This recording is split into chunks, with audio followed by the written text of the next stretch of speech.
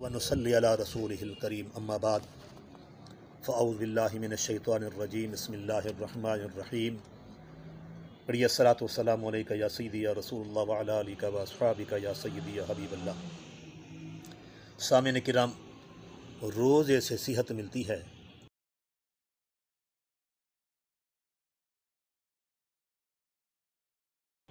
خوش بخت وہ لوگ ہیں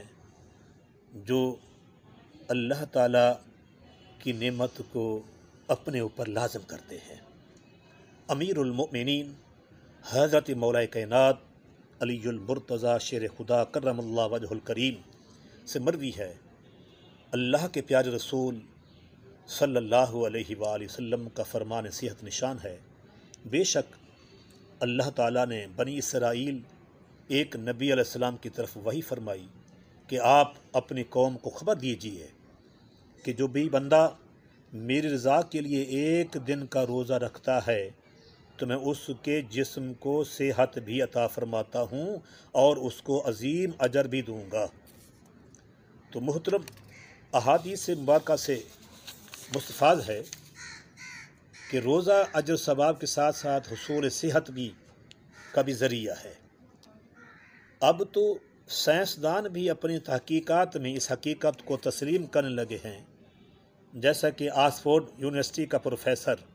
کہتا ہے، میں اسلامی علوم پڑھ رہا تھا، جب روزوں کے بارے میں پڑھا تو اچھل پڑا کہ اسلام نے اپنے ماننے والوں کو کیسا عظیم الشان نسخہ دیا ہے۔ مجھے بھی شوق ہوا، لہٰذا میں نے مسلمانوں کے طرز پر روزے رکھنے شروع کر دیے۔ لیکن کہ مسلمان تو روزے رکھنے سے قاصر ہے، لیکن انگریز بھی روزے رکھتے ہیں۔ عرصہ دراز سے میرے معدے پر ورم تھا، وہ پروفیسر کہتا ہے، کچھ ہی دنوں کے بعد مجھے تکلیف میں محسوس کمی ہوئی کہ تکلیف شدت سے پہلے جو تھی وہ کم ہوئی، تو میں نے روزے رکھنا شروع کیا، یہاں تک کہ 1 مہینہ میرا مرض بالکل ختم ہو گیا روزے رکھنے سے۔ ہالینڈ کا پادری الف گال ALF کہتا ہے، میں نے شوگر دل اور معدے کے مریضوں کو مسلسل 30 دن روزے رکھوائے، نتیجہ کیا نکلا کہ شوگر والوں کی شوگر کنٹرول ہو گئی 30 روزے رکھنے سے۔ دل کے مریضوں کی گھبراہٹ اور سانس کا پھولنا کم ہوا، معدے کے مریضوں کو سب سے زیادہ فائدہ ہوا۔ تو ایک انگریز ماہر نفسیات سگمنڈ فرائیڈ کا بیان ہے کہ روزے سے جسمانی کھچاؤ، ذہنی ڈپریشن،